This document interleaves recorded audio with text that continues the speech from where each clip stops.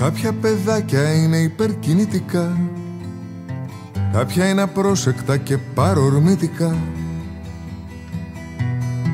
Τα γράμματα μπερδεύουν και τις σύλλαβες και αφήνουνε στη μέση τις κατασκευές.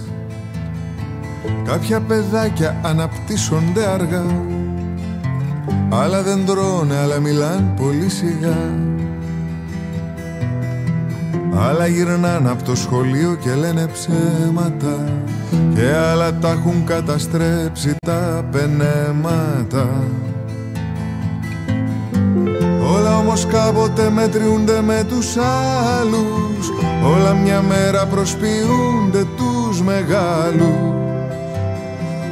Όλα ελπίζουνε πως θα έρθει αυτός ο άγνωστος από τη χώρα που κανείς δεν είναι αρρώστος. Ναι, όλα κάποτε μαθαίνουν για το αντάλλαγμα, δίνουνε τόνα για να πάρουν το άλλο πράγμα. Δίνουν τα σώματα και τα ελαττώματά τους για να αποκτήσουν οσμοί τα χρήματα.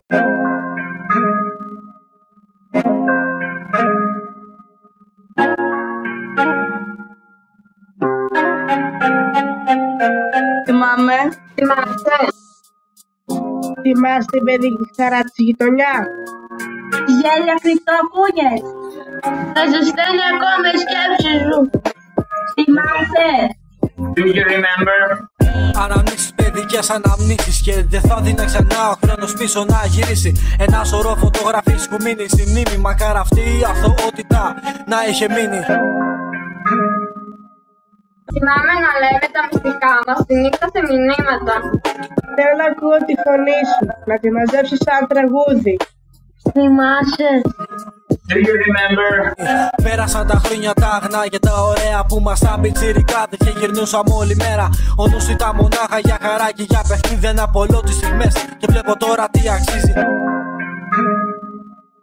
Τώρα μεγάλωσες.